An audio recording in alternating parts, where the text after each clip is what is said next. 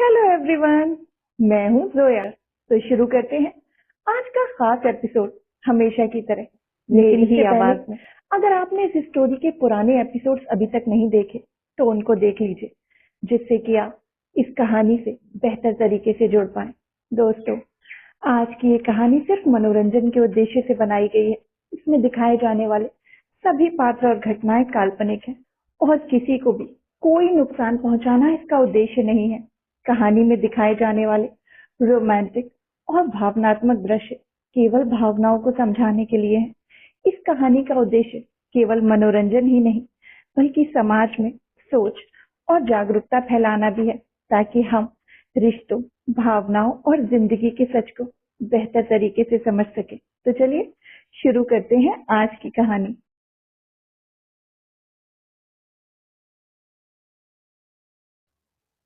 मजबूरी में बंधा एक रिश्ता, एपिसोड नंबर 9। पिछले एपिसोड में हमने देखा कि सुहानी की तबीयत खराब हो जाती है और रणदीप उसे लेकर हॉस्पिटल भागता है। अब देखते हैं आगे। रणदीप ने घबराहट में सुहानी को अपनी बाहों में उठाए सीधा इमरजेंसी वार्ड में एंट्री की। सुहानी का चेहरा बहुत तप रहा था और वो लगभग आधी बेहोशी की हालत में रणदीप से लिपटी हुई थी।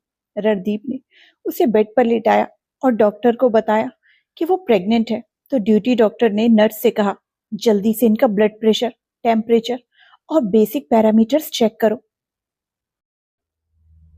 नर्स ने डॉक्टर के कहने पर तुरंत मशीन लगाई। वहीं रणदीप बेचैन होकर हर मूवमेंट देख रहा था। नर्स ने रिपोर्ट देते हुए कहा, डॉक्टर 102.4 डिग्री फीवर है, ब्लड प्रेशर भी थोड़ा लो है। इतने में रणदीप के बुलाने पर सुहानी की गायनोकोलॉजिस्ट डॉक्टर आकांक्षा अंदर आई। सुहानी को देखकर उनके माथे पर बल पड़ गए और सीधा उन्होंने रणदीप की तरफ देखा। डॉक्टर आकांक्षा ने बिना कुछ कहे पहले सुहानी का चेकअप किया। उसके बाद हल्के गुस्से में रणदीप से कहा, ये क्या हालत बना दी है आपने इसकी। प्रेगनेंसी में थोड़ी सी भी लापरवाही बहुत भारी पड़ सकती है। बुखार के साथ शरीर बहुत कमजोर हो गया है। आप बिल्कुल भी ध्यान नहीं रख रहे हैं क्या। रणदीप चुप खड़ा था, जैसे किसी ने उसकी गलती पकड़ ली हो। उसने एक नजर सुहानी पर डाली, फिर उसने धीमे स्वर में कहा, रात में बिल्कुल ठीक थी, पता नहीं सुबह कैसे इतना फीवर आ गया। डॉक्टर आकांक्षा ने अपना सिर हिलाते हुए नर्स से कहा, फौरन इसका सीबीसी, ब्लड शुगर और यूरिन रूटीन टेस्ट करवाओ। नर्स ने हाँ में सिर हिलाया तो डॉक्टर आकांक्षा ने रणदीप से कहा, रिपोर्ट्स आने में 2 से 3 घंटे लगेंगे, उसके बाद ही सही ट्रीटमेंट तय होगा। सुहानी को जल्द ही एक अलग वीआईपी रूम में शिफ्ट किया गया और उसके शिफ्ट होते ही डॉक्टर ने नर्स को सुहानी के लिए आईवी ड्रिप और दवा लगाने का निर्देश दिया। सुहानी ने हल्के से आंखें खोली और रणदीप की तरफ देखा। उसकी थकी हुई नजर जैसे कुछ कहना चाह रही हो। वहीं रणदीप, जो इस वक्त सिर झुकाकर खड़ा था, पर जब सुहानी को आंखें खोलते पाया तो उसने उसका हाथ कसकर थाम लिया और धीरे से कहा, कुछ नहीं होगा, सब ठीक हो जाएगा। वो जैसे समझ गया था कि सुहानी उससे क्या पूछना चाहती थी। करीब 3 घंटे बाद नर्स रिपोर्ट्स लेकर आई। इधर रणदीप पहले से ही बेचैन होकर इधर उधर घूम रहा था। बेड पर लेटी सुहानी पर उसने आज पहली बार गौर से नजर डाली थी। हाँ, वो पहले से पतली हो गई थी। कुछ देर बाद फाइल लेकर डॉक्टर सुहानी के रूम में आई तो रणदीप ने उनके आते ही पूछा, डॉक्टर, क्या रिपोर्ट्स आ गई। डॉक्टर आकांक्षा ने सिर हिलाते हुए कहा, हीमोग्लोबिन काफी कम आया है सुहानी का, और यही वजह है कि इसे शायद बार बार थकान होती होगी और अब ये तेज बुखार। रणदीप घबरा गया और उसने एक नजर फिर से सुहानी पर डाली तो डॉक्टर ने आगे कहा, अगर ध्यान न दिया जाए तो प्रेगनेंसी में खून की कमी और तेज बुखार दोनों बहुत रिस्की होते हैं। इसका डाइट बिल्कुल बैलेंस्ड होना चाहिए, आयरन और प्रोटीन से भरपूर। साथ ही इसे स्ट्रेस से भी बचाना होगा। रणदीप की सांसें भारी हो गई। डॉक्टर ने उसे कुछ हिदायत दी और साथ ही आज सुहानी को यहीं हॉस्पिटल में एडमिट रहने को कहा। रणदीप ने हाँ में सिर हिलाया और डॉक्टर के जाते ही उसने विकास को कॉल करके आज की अपनी सारी मीटिंग्स कैंसिल कर दी। साथ ही इतने सालों में आज पहली बार ऑफिस से छुट्टी भी ले ली। वो घबराया हुआ था। उसे डर लग रहा था कि कहीं कल की उसकी हरकत की वजह से तो कहीं सुहानी की ऐसी हालत नहीं हो गई। जो भी हुआ, पर हर हाल में गलती तो उसकी ही थी। उसने उसका ख्याल ही नहीं रखा। पहली बार रणदीप के जहन में ये सारी बातें घूम रही थी और वो बार बार सुहानी को देख रहा था। ये बड़ा सा रूम था जिसमें एक बेड के अलावा बड़ा सा सोफा भी डला हुआ था। काफी देर तक यूं ही टहलते टहलते रणदीप अब सोफे पर जा बैठा, पर परेशानी अब भी चेहरे पर साफ झलक रही थी। इतने सालों में पहली बार उसके भावशून्य चेहरे पर परेशानी के बादल छाए थे। रात में कई बार उसने डॉक्टर के चेक करने के बाद भी उठ उठकर सुहानी को देखा। मैथिली को भी उसने कॉल करके मना कर दिया था कि आज वो हॉस्पिटल में ही रुकेंगे। कॉल कट कर उसने एक बार फिर से सुहानी को देखा, जो कि अब पूरी तरह से नींद में जा चुकी थी। रणदीप की इन हरकतों से फिर भी वो समझ से बाहर था कि क्या वाकई वो उसके लिए कुछ फील करने लगा था, उसकी परवाह करने लगा था, या ये सब बस उसका गिल्ट था। अगली सुबह सुहानी की नींद खुली तो खुद को एक अलग कमरे में पाया। कल भले ही उसने कई बार आंखें खोली थी, मगर उसे कोई होश नहीं था। उसने थोड़ा बहुत हिलने की कोशिश की क्योंकि उसे प्यास लगी थी, मगर कमज़ोरी इतनी आ गई थी कि वो उठ नहीं पा रही थी। ऐसे में उसने धीरे से मैथिली को आवाज़ दी, पर कोई जवाब नहीं आया। उसने एक बार फिर से अपनी कमज़ोर पड़ चुकी आवाज़ में कहा, मैथिली। तो सोफे पर पीछे अपना सिर टिकाकर सोया रणदीप हड़बड़ाकर उठ गया। वैसे सच कहें, उसे सुहानी की आवाज़ तो बिल्कुल नहीं सुनाई दी, मगर फिर भी ना जाने क्या हुआ था कि वो हड़बड़ाकर उठ गया। शायद कोई बुरा सपना देखा था। वो उठा और सुहानी के पास चलकर आया तो सुहानी अपनी पलकों को झपकाते हुए उसे देखने लगी और उसने धीरे से पूछा, ये सब? तो रणदीप ने उखड़ते हुए कहा, अपना ख्याल तो रखती नहीं हो और अब मुझसे पूछ रही हो कि क्या है ये सब? सुहानी नासमझी से उसे देखने लगी और उसने कुछ कहना चाहा, तभी रूम का डोर नॉक हुआ। रणदीप ने जाकर ओपन किया तो अबीर के साथ श्रेया खड़ी हुई थी। श्रेया ने जल्दी से अंदर आकर रणदीप को साइड किया और सुहानी के बेड के पास जा पहुंची। उसने परेशान होते हुए सुहानी से पूछा, क्या हुआ? जब तुझे कॉल किया तो मैथिली ने कॉल पिक करके बताया कि तू यहाँ है। सुहानी ने उसकी बात सुनकर जैसे ही कुछ कहना चाहा कि रणदीप ने बीच में बोलते हुए कहा, फीवर आ गया था। श्रेया ने सुना तो चिढ़ते हुए पूछा, ऐसे कैसे आ गया? रणदीप ने चिढ़कर कहा, कैसे आता है?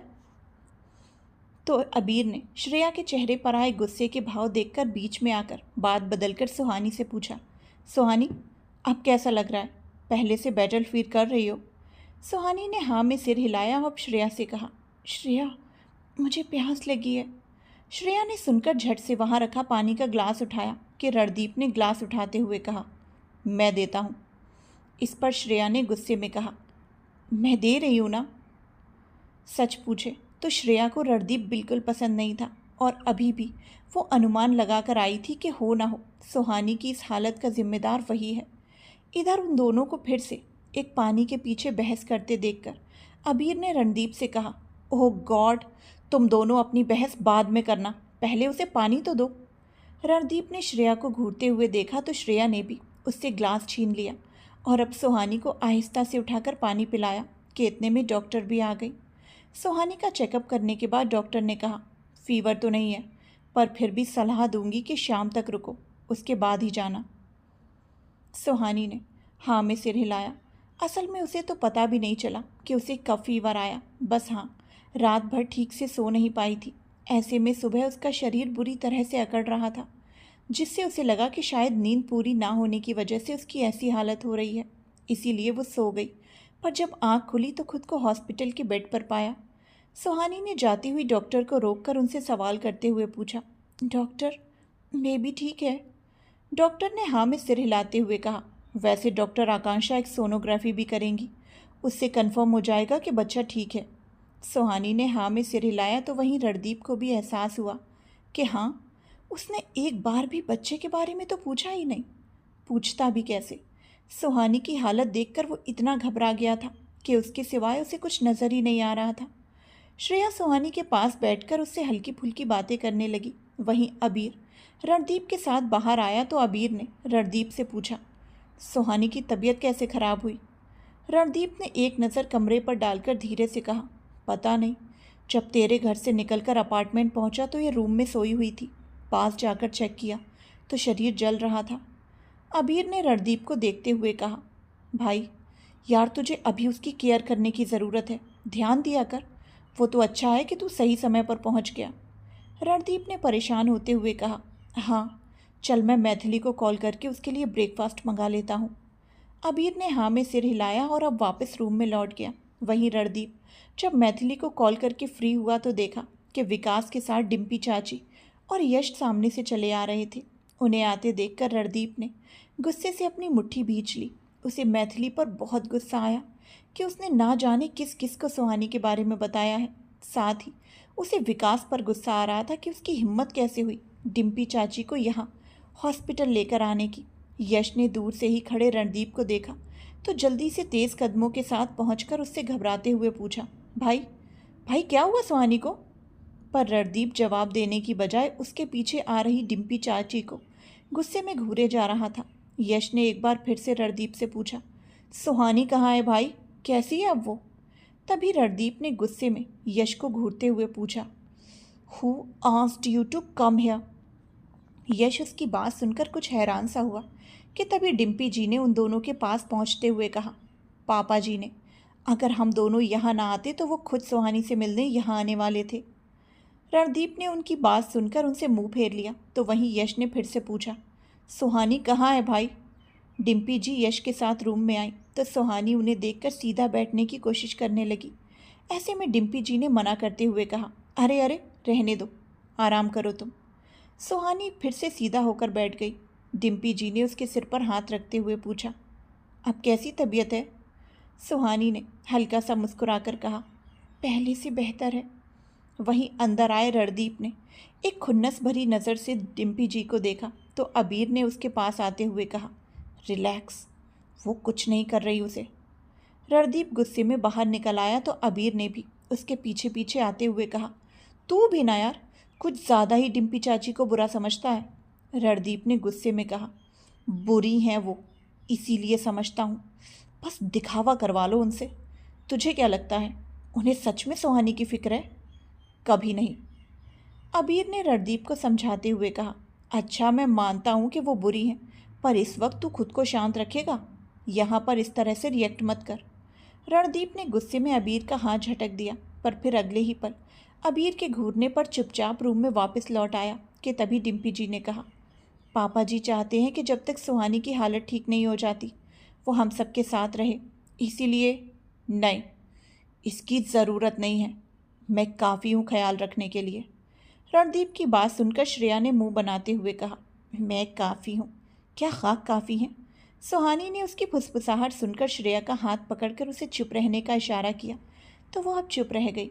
वहीं यश ने कहा, भाई प्लीज़, आप तो ऑफिस चले जाते हैं, सुहानी घर पर अकेले होती है, ऐसी हालत में कोई तो उसके साथ होना चाहिए। रणदीप ने मना करते हुए कहा, नहीं तो सुहानी के साथ मैथिली होती है, और तो और ये इसकी फ्रेंड है ना श्रेया, ये भी आती जाती रहेगी। श्रेया ने सुना तो खुशी और हैरानी के मिले जुले भाव से देखते हुए बोली, रियली? क्योंकि खुद रणदीप ने ही उसे सुहानी से दूर रहने को कहा था, पर आज आज वो खुद उसे अपार्टमेंट आने जाने की परमिशन दे रहा था।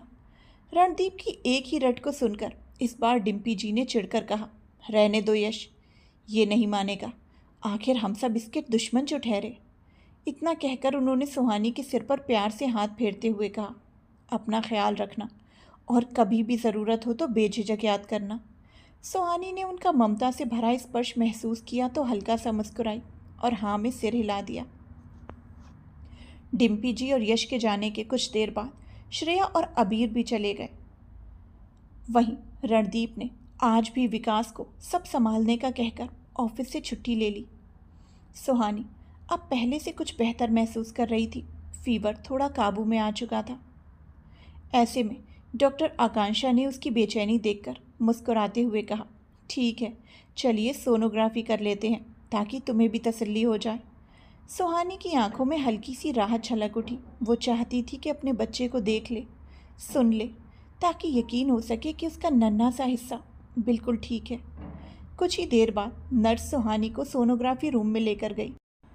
इस बीच रणदीप उसके साथ साथ ही रहा। सुहानी को बेड पर लिटाया गया। उसके माथे पर हल्की थकान के बावजूद आंखों में एक अजीब सी नरमी थी।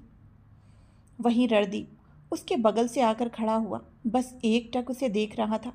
मशीन की हल्की आवाज़ के बीच डॉक्टर ने सुहानी के पेट पर जेल लगाया और स्क्रीन पर नज़रें टिकाईं। डॉक्टर आकांक्षा ने मशीन ऑन की और स्क्रीन पर एक बार फिर से नज़रें टिकाईं कि हल्की सी व्हील की आवाज़ गूंजी और सुहानी ने घबराते हुए पास खड़े रणदीप का हाथ कसकर पकड़ लिया। रणदीप ने भी उसका हाथ ना जाने किस एहसास के चलते ऐसे थामा, जैसे कह रहा हो कि फिक्र मत करो, सब ठीक होगा। रणदीप का पता नहीं, पर सुहानी को बच्चे से बेहद लगाव हो चुका था। आखिर ये बच्चा उसका अपना खून था, कोई ऐसा जिसे वो अपना कह सकती थी। कुछ सेकंड की खामोशी के बाद स्क्रीन पर हल्की सी छवि उभरी। डॉक्टर आकांक्षा ने मुस्कुराकर रणदीप की ओर देखकर कहा, देखिए, ये रहा आपका बच्चा। रणदीप ने भी उनकी आवाज़ सुनकर सुहानी से जैसे ही नज़रें हटाकर स्क्रीन पर नज़रें टिकाईं कि उसकी सांस अटक गई, उसकी आंखें चौड़ी हो गई, जैसे पहली बार किसी चमत्कार को देख रहा हो। एक नन्हा सा आकार जो धीरे धीरे हिल रहा था, जिंदगी की हल्की सी लहर की तरह। और अगले ही पल कमरे में एक धड़कन गूंजी, धक धक। डॉक्टर ने कहा, दिल की धड़कन बिल्कुल नॉर्मल है, बच्चा हेल्दी है। पर यहाँ पहली बार अपने बच्चे की मात्र एक झलक देखकर रणदीप का दिल अचानक तेजी से धड़कने लगा। इस बार उसने कसकर सुहानी के हाथ को थाम लिया और लगातार एकटक स्क्रीन को देखता रह गया। उसकी माँ के जाने के बाद आज पहली बार उसकी आंखों में हल्की सी नमी बनाई थी और अगले ही पल वो सुहानी का हाथ छोड़कर उस रूम से बाहर निकल आया। उसके गले में जैसे कुछ अटक गया था। वो कुछ बोल नहीं पा रहा था, बस उसने अपने तेज धड़कते दिल पर हाथ रख लिया। रणदीप ने अपने दिल पर ऐसे हाथ रखा था कि मानो हाथ रखकर वो जैसे खुद भी उस नन्ही सी धड़कन को महसूस कर रहा हो। अपने अंदर उमड़ते एहसासों से परेशान होकर उसने खुद पर काबू करके धीरे से कहा, ये क्या था? क्या फील कर रहा हूँ? वो बच्चा, मेरा बच्चा। तभी विकास वहाँ आया और उसने रणदीप को देखते हुए पूछा, क्या हुआ सर, सब ठीक तो है ना? रणदीप उसे देखकर झट से पलट गया और उसने अपनी आंखों में आई उस नमी को साफ करके एक बार फिर से अपने चेहरे को सख्त बनाकर पलटकर विकास से पूछा, तुम यहाँ क्या कर रहे हो? तुम्हें ऑफिस संभालने को कहा था ना? विकास ने हाँ में सिर हिलाते हुए कहा, हाँ सर, बट आपने पहले मैम के लिए लंच लाने को भी तो कहा था। रणदीप ने उसके हाथ में बैग देखते हुए कहा, अच्छा ठीक है, ये मुझे दो और जाओ यहाँ से। विकास ने हाँ में सिर हिलाते हुए कहा, ओके सर। इससे ज़्यादा सवाल जवाब करने की औकात नहीं थी विकास की, पर आज वो खुद हैरत में था कि लोहे जैसा सख्त उसका बॉस, जिसके सीने में पता नहीं दिल था भी या नहीं, फीलिंग जिंदा थी भी या नहीं, आज उसकी आंखों में आंसू थे। क्यों? ऐसा क्या हुआ? विकास ने एक नज़र फिर से रणदीप को देखा कि उसकी नज़रों को महसूस कर इस बार रणदीप ने अपनी आंखों में गुस्सा भरकर उसे घूरते हुए कहा, आई सेड लीव। एक बार फिर से उसकी कठोर आवाज़ सुनकर विकास तुरंत ही वहाँ से 9-2-11 हो गया। इधर अंदर लेटी सुहानी की आंखों में नमी बनाई। रणदीप का इस तरह से जाना ना जाने क्यों उसे बुरा फील करवा गया था। वो मानती थी कि वो उसके लिए कुछ फील नहीं करता, पर क्या वो अपने बच्चे के लिए भी कुछ फील नहीं करता, जो उससे यूं मुंह मोड़ कर चला गया? सुहानी को देखकर डॉक्टर आकांक्षा ने उससे पूछा, क्या हुआ? सुहानी ने ना में सिर हिलाते हुए कहा, कुछ नहीं, बस बेबी को देखकर थोड़ा इमोशनल हो गई। डॉक्टर उसकी बात सुनकर मुस्कुराई और उसने प्यार से उसके सिर पर हाथ रखते हुए कहा, होता है, पहला बच्चा है ना। सुहानी ने हाँ में सिर हिलाया और अब अपनी भरी हुई आंखों को एक पल के लिए बंद कर लिया। इधर रणदीप ने भी एक बार फिर से अपने इमोशंस और अपनी फीलिंग्स पर काबू करके उन्हें दबा दिया था। शाम के समय में सुहानी को डिस्चार्ज मिल गया था। रणदीप उसे लेकर अपार्टमेंट आ गया और जैसे ही डोर बंद करके वो दोनों इंटर हुए, रणदीप ने मेडिसिन मैथिली को पकड़ाई और आगे चल रही सुहानी को एक झटके में अपनी बाहों में भरकर अपनी गोद में उठा लिया। सुहानी ने उसकी हरकत देखकर हैरान होते हुए पूछा, क्या है ये सब? रणदीप ने उसकी आंखों में देखते हुए कहा, अभी तुम्हें वीकनेस होगी, सीढ़ियाँ मत चढ़ो। सुहानी उसकी बात सुनकर एक बार फिर से हैरान थी। सीढ़ियाँ ही तो थी और अब वो पहले से बेहतर थी। सुहानी ने चिढ़ते हुए कहा, मिस्टर मेहरा, मैं अब ठीक हूँ, खुद से चल सकती हूँ। पर रणदीप ने उसकी एक नहीं सुनी। वहीं पीछे खड़ी मैथिली उन दोनों को इस तरह देखकर मुस्कुरा दी। रणदीप सुहानी को रूम में लेकर आया तो मैथिली भी उसकी दवाइयाँ लेकर ऊपर आ गई। उसे आता देखकर रणदीप उसे सुहानी के लिए स्पेशल डिनर बनाने के लिए कुछ इंस्ट्रक्शंस देने लगा। ऐसे में सुहानी रणदीप का इतना बदला हुआ बिहेवियर देखकर बुरी तरह से हैरान थी। मैथिली के जाने के बाद आखिरकार सुहानी ने गुस्से में भरकर रणदीप से पूछा, आखिर बात क्या है मिस्टर मेहरा? आपको हुआ क्या है? आप क्यों मेरी परवाह करने का इतना नाटक कर रहे हैं? सुहानी की बात सुनकर एक पल के लिए रणदीप को गुस्सा आया और उसने अपनी मुट्ठी भींच ली। पर अगले ही पल जब आंखें सुहानी की आंखों से मिली तो खुद पर काबू करके रणदीप ने उसकी मेडिसिन बेड साइड ड्रॉर में डालते हुए कहा, नाटक नहीं कर रहा, मुझे अपने बच्चे की परवाह है, ये सब मैं उसके लिए ही कर रहा हूँ। सुहानी ने उसकी बात सुनकर उसके पीछे जाकर खड़े होते हुए पूछा, आपको कब से बच्चे की परवाह होने लगी? रणदीप मुड़ा और उसने सुहानी की आंखों में झांकते हुए पूछा, हु टोल्ड यू कि मुझे बच्चे की परवाह नहीं है? बच्चा मेरा है तो परवाह भी मुझे ही करनी होगी। खुद का ख्याल तो रखा नहीं जाता तुमसे। एक बात कान खोल कर सुन लो, इस बार जो हुआ वो दोबारा हुआ तो मुझसे बुरा कोई नहीं होगा। रणदीप की धमकी सुनकर सुहानी ने पीछे उठते हुए कहा, आपसे बुरा कोई हो भी नहीं सकता और ना कभी होगा, इसीलिए अब अपना मुंह बंद करो और आराम करो। डॉक्टर ने ज़्यादा बोलने को मना किया है। इतना कहकर रणदीप बाथरूम में जाने को हुआ कि सुहानी ने रोते हुए कहा, अभी तो डॉक्टर का नाम ले रहे हैं, वैसे भी कौन सा आप मुझे बोलने देते हैं, खुद ही सब कुछ भूल कर चले जाते हैं। उसकी बात सुनकर रणदीप रुका और उसने पलट कर देखा तो सुहानी ने सिर झुकाकर रोते हुए अपने आंसू पोंछते हुए कहा, तरस गई हूँ मैं खुलकर बोलने के लिए। ये कहते हुए वो एक बार फिर से रोई तो रणदीप उसका रोना देखकर परेशान हो गया और उसके पास वापस आते हुए उसने कहा, अरे तो रो क्यों रही हो? अच्छा ठीक है, बोलो क्या बोलना है। सुहानी ने रोते हुए कहा, आपसे तो मैं कुछ नहीं बोलूँगी, बहुत बुरे हैं आप, मैं नीचे जाकर मैथिली से बात करूँगी। रणदीप ने तुरंत मना करते हुए कहा, नहीं, तुम यहाँ से कहीं नहीं जाओगी, अभी ज़्यादा चलो फिरो नहीं, रेस्ट करो। सुहानी ने अपने आंसू पोंछते हुए गुस्से में कहा, तो फिर आप ही बोल लो, कुछ नहीं बोलना मुझे। रणदीप ने चिढ़कर कहा, पागल हो गई हो क्या? कैसी बच्चों जैसी जिद लेकर बैठ गई हो? एक काम करो, टॉक टू मी, मुझसे बातें कर लो। सुहानी ने मना करते हुए कहा, नहीं, आप बात करने के लायक नहीं हैं। रणदीप को उसकी बात सुनकर झटका लगा और उसने अपनी आंखें छोटी करते हुए पूछा, क्या कहा तुमने? सुहानी ने चिढ़ते हुए कहा, वही जो सच है, आप बहुत खड़ूस हैं, आपसे बात करूंगी तो बेबी भी आपके जैसा हो जाएगा। इतना कहकर सुहानी जाने लगी तो रणदीप ने उसे पकड़ते हुए कहा, एक्सक्यूज़ मी, हो जाएगा से क्या मतलब? अरे होगा ही, बच्चा मेरा है तो मेरे जैसा ही होगा। सुहानी ने मना करते हुए कहा, बिल्कुल नहीं, बेबी मुझ पर जाएगा। इस पर रणदीप ने मना करते हुए कहा, हरगिज़ नहीं, वो मुझ पर जाएगा। बिल्कुल नहीं, बेबी तो मेरी सुहानी जैसा ही क्यूट सा होगा, आपके जैसा नक चढ़ा तो बिल्कुल भी नहीं।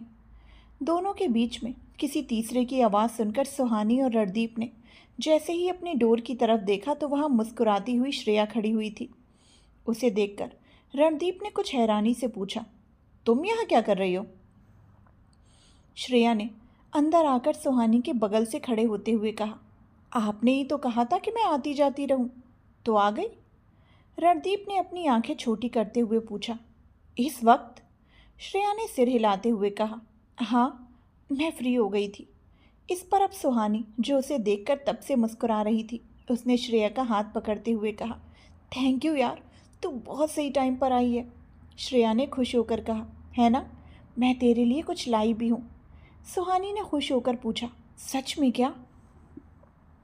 इतना पूछते ही सुहानी की नज़र बुरा सा मुंह बनाते हुए रणदीप पर गई तो उसने श्रेया का हाथ पकड़ते हुए कहा, श्रेया चलो पास वाले रूम में चलते हैं, यहाँ पर इनको डिस्टर्ब होगा। रणदीप ने सुना तो अपनी आंखें बड़ी करके सुहानी को देखा, मगर वो उसे इग्नोर करते हुए श्रेया को अपने साथ लेकर चली गई। उनके जाते ही रणदीप ने गुस्से में कहा, ये मैथिली का ना दिमाग खराब हो गया है, किसी को भी अंदर आने देती है। और ये बेवकूफ़ लड़की, कोई किसी कपल के रूम में ऐसे बिना बताए आता है क्या? और क्यों मैंने इसको आने की परमिशन दी? और तो और ये सुहानी के लिए लेकर के आई है, मुझे देखना होगा। इतना कहकर रणदीप परेशान सा सब छोड़कर जल्दी से सुहानी के रूम की तरफ भागा। हमेशा से सीरियस रहने वाला रणदीप आज वाकई कुछ अजीब हरकतें कर रहा था। आखिर ये था क्या जिसकी उसे खबर भी नहीं थी? सुहानी के रूम में पहुंचते ही श्रेया से पूछा, अब बता क्या लाई है? श्रेया ने खुश होते हुए कहा, तेरी फेवरेट खट्टी मीठी इमली। श्रेया को अपने पर्स से इमली का पैकेट निकालते देखकर सुहानी खुशी से लगभग चीख उठी और उसने श्रेया के हाथों से वो इमली का पैकेट लेकर उसके गले लगते हुए कहा, थैंक यू यार, मुझे कब से इन्हें खाने का मन कर रहा था। इतना कहकर वो अलग हुई और उसने इमली का पैकेट खोला ही था कि किसी ने उन दोनों के बीच आकर सुहानी के हाथ से वो इमली का पैकेट छीन लिया। सुहानी ने इस हरकत पर गुस्से में अपना चेहरा उठाकर गर्दन घुमाते हुए देखा तो और कोई नहीं, उनके बीच रणदीप खड़ा था। उसे देखकर सुहानी के चेहरे के भाव बदल गए और गुस्सा जैसे हवा हो गया और वो थोड़ा झेंप सी गई। तभी रणदीप ने श्रेया को घूरते हुए कहा, अब समझ आया कि क्यों मैं तुम्हें यहाँ आने नहीं देता?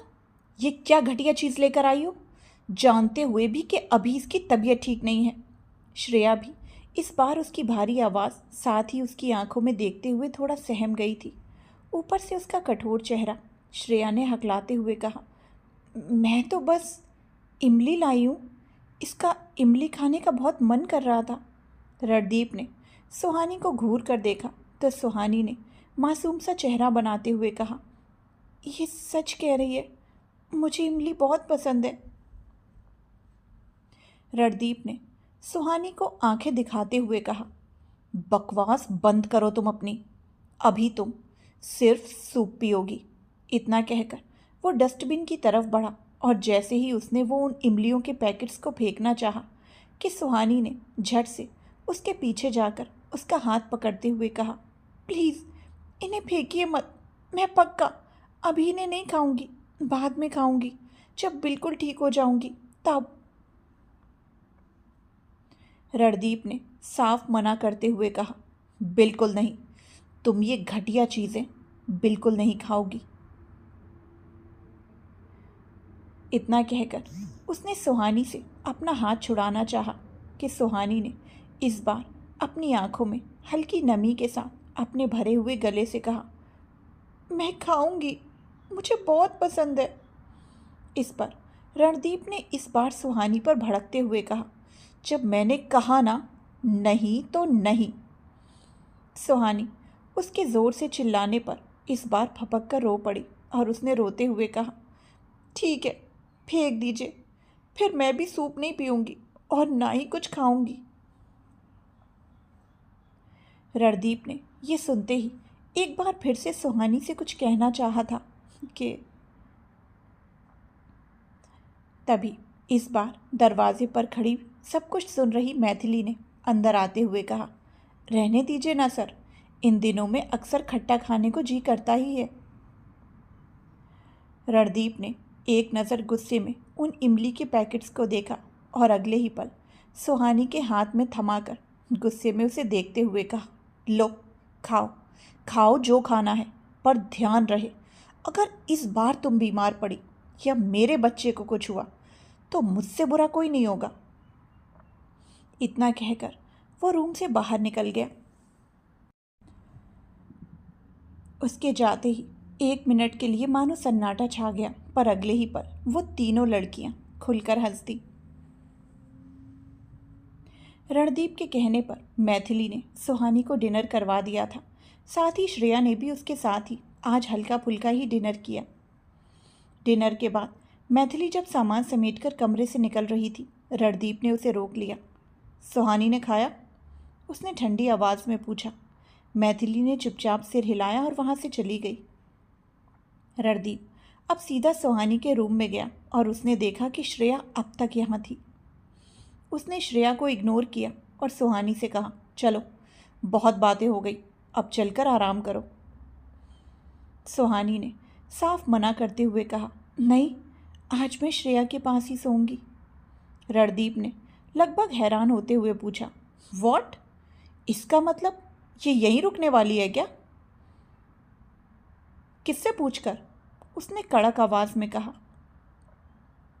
सुहानी उसकी नज़रों से बचती हुई झेंप गई, फिर धीरे से बोली, आपसे पूछकर। रणदीप ने भौएं उचकाते हुए पूछा, कब पूछा? सुहानी ने मासूमियत से होंठ पींचकर कहा, अभी पूछ तो रही हूँ। सुहानी ने हिम्मत करके धीरे से कहा, देखिए ना, रात हो गई है, अब ये वापस कैसे जाएगी? तभी रणदीप ने भी सुहानी की बात सुनकर उसके करीब आकर उसके चेहरे को अपने हाथों में लेकर कहा, तुम इस बात की फिक्र मत करो, ड्राइवर है ना, वो इसे आराम से सेफली छोड़कर आएगा और तुम मेरे साथ आओ, तुम्हारी दवाई का टाइम हो गया है। सुहानी रणदीप की बात सुनकर उदास हो गई, पर रणदीप ने उसकी उदासी इग्नोर करके उसे अपने साथ लिया और रूम से जाने लगा। वहीं श्रेया, वो तो हैरान थी। उसने मन ही मन रणदीप को कोसते हुए कहा, काहे का बिजनेसमैन, क्या घटिया आदमी है, इतना बड़ा अपार्टमेंट, मगर मेरे लिए एक रात की भी जगह नहीं है। रणदीप ने रुककर पलटकर श्रेया को घूरते हुए पूछा, तुमने कुछ कहा? श्रेया होश में आई तो उसने झट से अपना सिर हिलाते हुए कहा, नहीं तो मैं क्या बोलूँगी। रणदीप ने अपना सिर हिलाया और एक बार फिर से मुड़ा और सुहानी को अपने साथ रूम से बाहर लेकर चला गया। वहीं श्रेया बस मुंह बनाती रह गई। हे भगवान, ये आदमी मन की फुसफुसाहट भी सुन लेता है, मोर के कान है क्या? इतना कहकर श्रेया ने अपना पर्स उठा लिया। वहीं दूसरी तरफ रणदीप ने सुहानी को अपने कमरे में लाकर समय पर उसकी दवा थमा दी। सुहानी ने पानी का ग्लास उठाया, दवा निगली और गला तर करते ही धीरे से बोली, प्लीज़ आज श्रेया को यहाँ रुकने दीजिए ना, सुबह होते ही वो चली जाएगी। रणदीप ने बिना देर किए सख्त लहजे में कहा, मैंने कहा ना, वो हमारे साथ नहीं रह सकती। सुहानी ने तुरंत सिर हिलाया, आंखों में मासूम सी गिड़गिड़ाहट भर आई और उसने धीरे से कहा, नहीं, मैं ऐसा नहीं कह रही, बस आज के लिए उसे मेरे पास रुकने दें प्लीज़। उसके चेहरे पर उतरी उदासी और मासूमियत ने रणदीप के भीतर कुछ ऐसा छुआ कि उसकी सारी सख्ती जैसे पिघल गई। वो ठहर गया, एकटक सुहानी को देखते हुए। पहली बार उसने अपने अहंकार को किनारे रखकर बेहद धीमे स्वर में कहा, ठीक है। सुहानी के होंठ खुशी से खिल उठे। वो झट से आगे बढ़ी और रणदीप को गले लगाते हुए बोली, थैंक यू, आप बहुत अच्छे हैं। उसके इस मासूम से आलिंगन ने रणदीप को जैसे जड़ कर दिया। उसकी धड़कनें थम सी गईं। इस नर्म छुअन ने उसके भीतर कुछ ऐसा जगाया था जिसकी उम्मीद उसने कभी नहीं की थी। उसे उनके बीच हुए इस आलिंगन से एक सुकून का एहसास हुआ, पर सुहानी जब जल्दी से अपनी बात कहकर उससे अलग होकर पीछे हटने लगी तो रणदीप को उसका यूं दूर होना अच्छा नहीं लगा। उसने झटके से उसका हाथ थाम लिया और वहाँ से जाती हुई सुहानी को उसकी कमर से पकड़ते हुए उसे घुमाकर अपने करीब खींच लिया। उसकी पकड़ में नरमी भी थी और हक भी। सुहानी एक पल के लिए हैरान हुई कि तभी रणदीप ने धीरे से बेहद गहरी आवाज़ में उससे पूछा, कहाँ जा रही हो? वहीं सुहानी उसकी इस अचानक छुअन पर हल्का सा कांप गई उसकी रगों में, जैसे एक अनजानी बिजली दौड़ गई हो।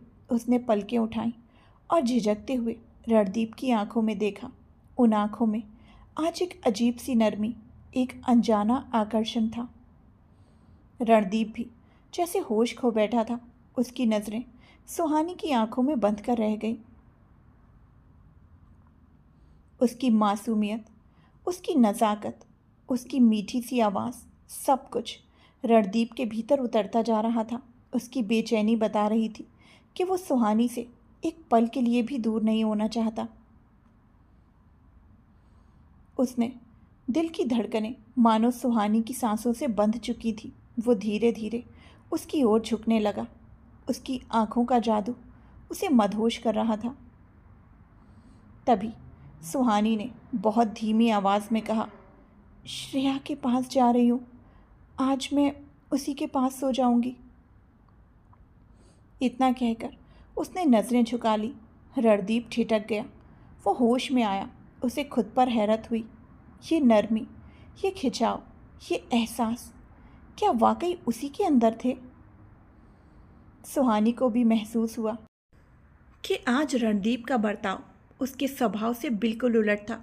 उसकी ये नरमी, उसका ये करीब आना और ये गहरी नज़रों से देखना उसके दिल को उलझन में डाल रहा था। रणदीप अचानक ही सुहानी से अलग हुआ। वहीं सुहानी भी झिझकते हुए कुछ कदम पीछे हट गई। ना जाने इस पल में उनके बीच क्या घटा था कि दोनों ही एक दूसरे से नज़रें मिलाने से बच रहे थे। रणदीप के दिल में अजीब सी तड़प और बेचैनी उठ रही थी, सुहानी को पकड़ने के लिए, अपने करीब करने के लिए। उसके हाथ मचल रहे थे सुहानी को छूने भर के लिए। वहीं सुहानी ने भी हल्की घबराहट में इधर उधर देखा और रूम से जाने के लिए कदम बढ़ाए ही थे कि अगले ही पल रणदीप ने झटके से उसका हाथ पकड़ लिया। वो उसे अपनी ओर खींचते हुए दीवार से सटा चुका था। सुहानी की सांसें अटक गईं। उसकी आंखें बड़ी बड़ी होकर रणदीप को देखने लगी। वो कुछ सोच या समझ पाती कि रणदीप का चेहरा धीरे धीरे उसके करीब आया और बिना किसी चेतावनी के उसने झुककर सुहानी के हल्के गुलाबी होंठों को अपने होंठों के बीच कैद कर लिया। सुहानी इस अचानक हुई हरकत से चौंक उठी। उसकी पलकों ने झपकते हुए विरोध करना चाहा, मगर उससे पहले ही रणदीप के होंठों की गर्माहट उसके होंठों पर हरकत करने लगी। वो गहराई से, बेहद शिद्दत के साथ उसे चूम रहा था। उसके मजबूत हाथों ने सुहानी का चेहरा थाम लिया और फिर धीरे धीरे नीचे खिसकते हुए उसकी नाजुक गर्दन को पकड़ लिया। दोनों के बीच इस वक्त फासले बिल्कुल मिट चुके थे और वो एक दूसरे के बेहद करीब थे। रणदीप की हर सांस, हर हरकत सुहानी की सांसों में घुल रही थी। सुहानी की भी पलकों ने कसकर अपनी आंखें मींच ली और उसका दिल तेजी से धड़कने लगा था। उसके हाथ बेकाबू होकर रणदीप के मजबूत कंधों पर जा टिके, मानो वो उसके आलिंगन में खुद को थामे बिना खड़ी ही ना रह पाए। वो पल जैसे थम गया था। कमरे में सिर्फ उनकी सांसों की गर्माहट, होंठों की रगड़ और धड़कनों की गूंज थी। रणदीप आज उसके होंठों को इतनी नरमी और चाहत से चूम रहा था मानो बरसों की प्यास अचानक से उसके सामने आ गई हो। करीब 10 मिनट बीत चुके थे और दोनों अब तक एक दूसरे के आलिंगन में कैद थे। रणदीप अपनी आंखें बंद किए सुहानी के निचले होंठों को बेहद शिद्दत से चूम रहा था। उसके आसपास से आती सुहानी की भीनी मीठी खुशबू उसे और मदहोश किए जा रही थी। वहीं सुहानी, जिसकी सांसें अब बेकाबू हो चली थी, आज वो भी खो गई थी। बगैर किसी विरोध के रणदीप को उसकी मनमानी करने दे रही थी। ना जाने क्यों, पर एक बार फिर उसने रणदीप को आगे बढ़ने से रोका नहीं था, बल्कि सच तो ये था कि रणदीप से मिलता हर एक स्पर्श, हर छुअन, हर चुंबन उसे अच्छा लग रहा था। उसके दिल में एक अजीब सी सिहरन दौड़ रही थी। सुहानी के लिए ये एहसास बिल्कुल नया था और रणदीप के लिए मानो उसकी चाहतों का पहला इजहार। दोनों ही इस वक्त एक दूसरे में पूरी तरह से डूबे थे कि तभी सुहानी, सुहानी मैं जा रही हूँ, श्रेया की आवाज़ गूंजी। दोनों एक झटके में होश में आए। सुहानी तुरंत रणदीप से अलग हुई और हड़बड़ाई सी वॉल से सिर टिकाकर अपनी बढ़ी हुई सांसों को काबू करने की कोशिश करने लगी। वहीं रणदीप, वो अभी भी सुहानी को अपने और दीवार के बीच में घेर कर खड़ा था। उसकी आंखें गहरी प्यास से भरी हुई बस सुहानी पर ही टिकी थी। सुहानी, श्रेया ने फिर पुकारा। सुहानी ने कांपते होठों से कहा, हाँ आ रही हूँ, मेडिसिन ले रही थी। डोर आधा खुला हुआ था। सुहानी को डर था कि कहीं श्रेया अंदर ना आ जाए। वो जाने को हुई ही थी कि रणदीप ने उनके बीच की दूरी को मिटाकर फिर से उसका रास्ता रोक लिया। सुहानी ने रणदीप की आंखों में झांकते हुए तेज धड़कते दिल के साथ कहा, जाने दीजिए, वो बाहर ही खड़ी है। मगर रणदीप की नज़रें जैसे कह रही हो, नहीं, अभी नहीं, अभी मेरी प्यास बुझी नहीं। लेकिन अगले ही पल उसने गहरी सांस भरकर अपने अरमानों को रोक लिया और धीरे से पीछे हटते हुए बोला, जाओ। सुहानी ने अपने चेहरे पर हाथ फेरा, बिखरे बालों को ठीक किया तो रणदीप ने भी झुककर साइड में गिरा उसका दुपट्टा उठाया और उसके गले में डाल दिया। एक पल के लिए सुहानी ठहर गई। उसकी आंखों ने रणदीप से नजरें मिलाईं, मगर फिर तुरंत वो फुर्ती से बाहर निकल गई। सुहानी के बाहर जाते ही डोर से थोड़ी दूर खड़ी श्रेया ने उसे ऊपर से नीचे तक घूरा। उसकी निगाहें सीधे सुहानी के लाल होंठों पर अटक गईं। सुहानी के पास आते ही उसने उसे देखते हुए पूछा, सच सच बता, मेडिसिन ले रही थी या कुछ और? सुहानी उसकी बात पर हड़बड़ा गई, मानो चोरी रंगे हाथों पकड़ी गई हो।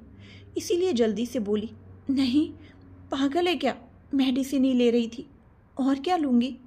श्रेया ने हल्की मुस्कान के साथ उसे फिर से घूरा और फिर धीरे से उसके कान में फुसफुसाते हुए कहा, अच्छा सुन, अगली बार मेडिसिन लेना तो डोर बंद करके लेना। चलती हूँ आप। अपनी बात कहकर श्रेया मुड़ी तो सुहानी का दिल डूब गया। उसे साफ समझ आ गया कि श्रेया सब कुछ देख चुकी थी। शर्म से उसका चेहरा लाल पड़ गया। वो चाहकर भी अब कुछ ना कह पाई, लेकिन जब उसे लगा कि श्रेया जाने लगी है तो वो उसके पीछे दौड़ी। रुक जा यार। श्रेया मुड़ी, उसकी नज़रें सुहानी पर पड़ी तो सुहानी झेंप गई। अपने आगे झूलते बालों को कान के पीछे करते हुए उसने धीमे स्वर में कहा, आज यहीं रुक जा, मुझे अच्छा लगेगा। श्रेया हल्का सा हंसी, फिर उसने मुस्कुराते हुए कहा, पर तेरे सो कॉल्ड पतिदेव को अच्छा नहीं लगेगा। सुहानी ने हिम्मत करके उसका हाथ पकड़ते हुए कहा, पर उन्होंने खुद कहा है। श्रेया ने सुहानी को देखा, फिर हल्के तंज के साथ मुस्कुराते हुए कहा, वाह, बस एक किस में मान गया। सुहानी उसकी बात सुनकर चौंक पड़ी। उसकी आंखें बड़ी हो गईं। आज के एपिसोड में बस इतना ही। दोस्तों, अहंकार और कठोरता की दीवारें केवल निस्वार्थ प्रेम और जीवन के नए अंकुर की धड़कन से ही ढह सकती हैं। रणदीप, जो अब तक भावनाओं को अपनी कमजोरी मानता था, अपने बच्चे की पहली धड़कन सुनकर और सुहानी की पीड़ा देखकर भीतर से पिघलने लगा है। ये कहानी हमें सिखाती है कि जिम्मेदारी का एहसास केवल कर्तव्यों को पूरा करना नहीं, बल्कि दूसरे की भावनाओं और स्वास्थ्य के प्रति संवेदनशील होना भी है। सुहानी और रणदीप के बीच की ये नोक-झोंक और बदलता व्यवहार इस बात का प्रमाण है कि प्रेम और परवाह किसी भी व्यक्ति को मशीन से इंसान बनाने की शक्ति रखते हैं, बशर्ते वो अपने भीतर के गिल्ट को सुधार के अवसर में बदल ले। तो आज का एपिसोड आपको कैसा लगा? अब मिलते हैं नेक्स्ट एपिसोड में।